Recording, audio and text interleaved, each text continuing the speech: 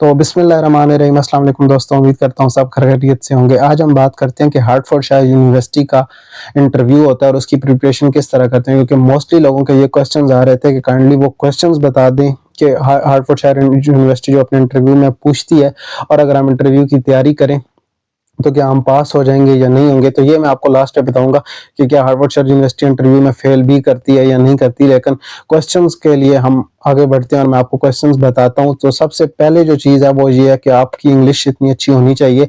अगर बहुत ज़्यादा अच्छी नहीं है तो फिर भी आपको एक नॉर्मल इंग्लिश ज़रूर आनी चाहिए, ताकि आप बोल सकें, अपनी बात को डिलीवर कर सकें।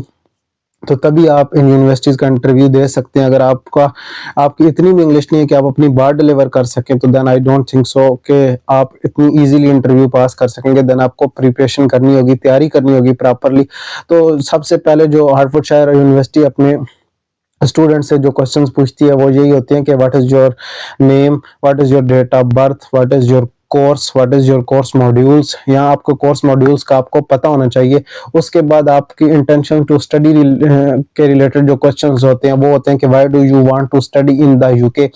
यहाँ अब आप यूके की जो बेनिफिट्स हैं या यूके के जो फायदे हैं वो आप गिनाएंगे उनको, या वो आप बताएंगे उनको। जब वो आप बताएंगे तो ये क्वेश्चन आपका कवर हो जाएगा। फिर अगला क्वेश्चन होता है कि why you choose to study in this institute. तो यहाँ आपने ये बताना है कि आप हार्वर्ड यूनिवर्सिटी में पढ़ना क्यों चाहते हैं, ये बाकी यूनिवर्सिटी से किस तरह मुख्तलिफ है, इसका फ़ायदा क्या है, और ये बाकी यूनिवर्सिटी से बेटर है या नहीं है। तो ये चीज़ें आपको पढ़नी देखनी होती है। फिर आगे आपसे पूछा जा सकता है कि why do you want to study in this course. आप इस कोर्स में क्यों पढ़ना चाहते हैं। तो ये चीज़ें भी बहुत ज़्यादा इम्पोर्टेंट हैं कि आप इस कोर्स में, अब आपको इस कोर्स के मॉड्यूल्स का पता होना चाहिए। फिर आपको इस कोर्स का फ्यूचर गोल्स का पता होना चाहिए।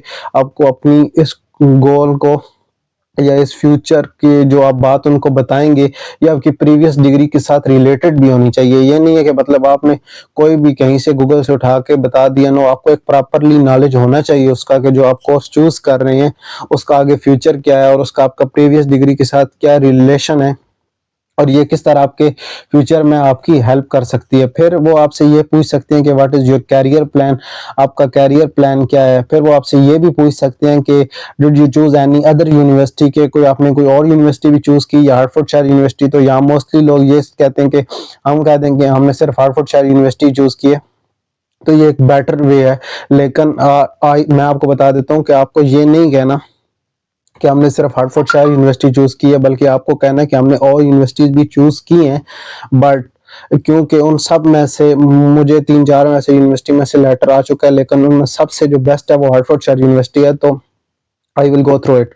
मैं इसके साथ ही आगे चलना चाहूंगा और मैं हार्टफोर्डशायर यूनिवर्सिटी के एडमिशन को लेके आगे बढ़ूंगा। तो ये चीज़ एक पॉजिटिव इम्पैक्ट डालती है कि इस बंदे ने और यूनिवर्सिटीज में भी एडमिशन लिया है, लेकिन सर्च किया प्रॉपरली। उसमें ये आप बता सकते हैं कि उसमें कोर्स मॉड्यूल्स वैसे नहीं है जैसे मैं चाहता हूँ, या वो सब्जेक्ट वैसा नहीं है, या उनका एजुकेशन सिस्टम, या उनका कोई जिस तरह वो पेपर्स ले रहे हैं या एग्जाम्स ले रहे हैं या जो मॉड्यूल्स वो पढ़ा रहे हैं, या उनकी जो फैसिलिटीज़ हैं वो थोड़ी हार्टफोर्डशायर यूनिवर्सिटी से कम है या थोड़ी हार्टफोर्डशायर यूनिवर्सिटी की ज़्यादा बेटर हैं। तो ये चीज़ें आप एक्सप्लेन करके तो ये क्वेश्चन आप कवर कर सकते हैं। उसके बाद उसके बाद वो आपसे ये क्वेश्चन करता है कि what salary would you expect of this course. के इस कोर्स के बाद आप कौन सी सैलरी को एक्सपेक्ट कर रहे हैं, आपकी कितनी सैलरी होनी चाहिए। तो यहाँ आप सैलरी अपने कंट्री के मुताबिक बताएंगे कि तकरीबन मेरी इतनी सैलरी हो सकती है अगर मैं ये कोर्स करके अपने कंट्री में वापस आता हूँ। क्योंकि आपने इंटेंशन यही शो करनी होती है कि जब आप कोर्स करेंगे तो आपको अपने वापस मुल्क में आना है और आपने यहाँ आके काम करना है। क्योंकि मोस्टली लोग ये कहते हैं कि वो पाउंड्स में सैलरी बताते हैं, हमारी इतनी सैलरी होगी। तो आपको पाउंड्स में सैलरी नहीं बतानी। अगर आप इंडियन से हैं तो आपको इंडियन रुपीज़ में सैलरी बतानी है। अगर आप पाकिस्तान से हैं तो आपको पाकिस्तानी रुपीज़ में सैलरी बतानी है। और उसके बाद वो आपसे ये भी क्वेश्चन कर सकता है कि आर यू करेंटली स्टडीइंग और working in your home country, कि आप अपने होम कंट्री में वर्क कर रहे हो या स्टडी कर रहे हो। या आप ये भी पूछ सकता है जनरली कि आप अभी क्या कर रहे हो, आपके पास कोई एक्सपीरियंस है या कुछ नहीं है। तो यहाँ आपने ये करना है कि आपने कोई ना कोई एक्सपीरियंस ज़रूर बताना है, क्योंकि आपको आई थिंक सो कि आपको कोई ना कोई काम करना चाहिए जब आप अपने फ्री टाइम में पाकिस्तान में या इंडिया में मौजूद है, तो वो फ्री काम आप उनको बता सकते हैं कि जी ये फ्री काम है जो मैं करता रहा हूँ।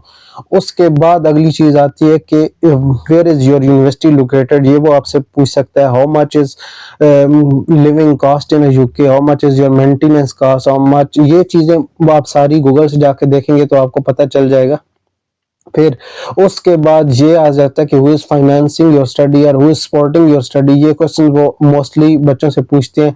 तो इस क्वेश्चन का आंसर ये होता है कि या तो आप अपने आप को खुद स्पॉन्सर कर रहे हैं या आपको अपने पेरेंट्स स्पॉन्सर कर रहे हैं। अगर आपके आपके पेरेंट्स स्पॉन्सर कर रहे हैं तो फिर आपको ये भी बताना है कि वो क्या करते हैं। तो वो मोस्टली लोगों के तो वो या तो बिजनेसमैन होते हैं या कोई काम करते हैं या कोई शॉप होती है या कोई किसी गवर्नमेंट जॉब से रिटायर्ड होते हैं, या ये चीज़ें होती हैं जिनके पास उनके पास पैसे होते हैं और वो आगे अपने बच्चों को पढ़ा सकते हैं। तो ये चीज़ें आपने उसके बाद देखनी है।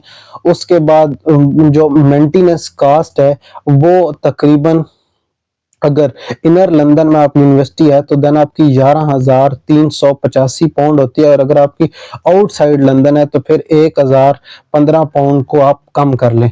ठीक है, तो ये तकरीबन या 10-11 इतनी बन जाती है। पहले 9,000 थी लेकिन अब थोड़ी सी उन्होंने बढ़ा दी है मेंटेनेंस कास्ट भी।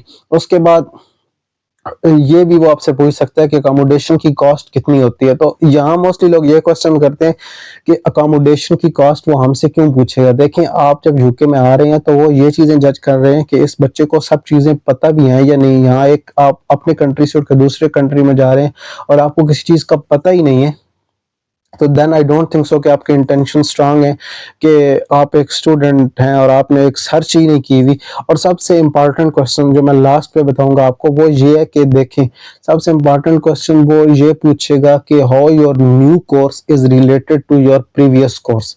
ये क्वेश्चन वो आपसे पूछते हैं कि ये कोर्स आपका प्रीवियस कोर्स से किस तरह रिलेटेड है। सपोज आप कोई एमएस कंप्यूटर करके आए हुए या डाटा साइंस की आपने डिग्री की हुई है या कोई भी आपने डिग्री की हुई है और अब आप न्यू डिग्री में आ रहे हैं, तो आपको ये पता होना चाहिए कि मेरी प्रीवियस डिग्री इस न्यू डिग्री के साथ किस तरह रिलेट करती है। अगर ये चीज़ें आपको पता है और आपने प्रॉपरली इन पे सर्च की भी है तो देन यूनिवर्सिटी का इंटरव्यू आप इजीली दे सकते हैं। और आप बात करते हैं कि क्या यूनिवर्सिटी इंटरव्यू फेल भी करती है, हार्टफोर्डशायर यूनिवर्सिटी, या इंटरव्यू फेल नहीं करती। तो हार्टफोर्डशायर यूनिवर्सिटी का इंटरव्यू फेल होते तो मैंने आज तक किसी को नहीं देखा। हाँ, अगर आप प्रिपरेशन नहीं करते और आपकी इंग्लिश भी बिल्कुल बहुत ज़्यादा वीक है तो देन आपको यूनिवर्सिटी एक सेकेंड चांस भी देती है, और जिसमें वो आपको ये कहती है कि ये इंटरव्यू आपका अच्छा नहीं हुआ है, इसमें ये क्वेश्चन हमने पूछे या आपने सही आंसर नहीं दिए, तो काइंडली आप इनको दोबारा से प्रिपरेशन कर लें ताकि आप इनके सही से आंसर दें। और मोस्टली लोग ये गलती करते हैं कि वो पहली दफ़ा और आंसर देते हैं और दूसरी दफ़ा फिर और आंसर दे देते हैं, तो फिर वो यूनिवर्सिटी आपको एडमिशन नहीं देती क्योंकि उसको शक होता है कि ये बंदा तो स्टूडेंट है ही नहीं, जिसको अपना गोल ही क्लियर नहीं है, आपको क्लैरिफिकेशन ही नहीं है कि आप करने क्या जा रहे हैं, आपका सब्जेक्ट कौन सा है, आपने पढ़ना क्या है, आपने फ्यूचर में क्या करना है। तो ये सारी चीज़ें क्लैरिफाई कर लें अगर आप इंटरव्यू दे रहे हैं, तो एट लीस्ट 2-3 दिन लगा के उसकी प्रिपरेशन कर लें अच्छी सी।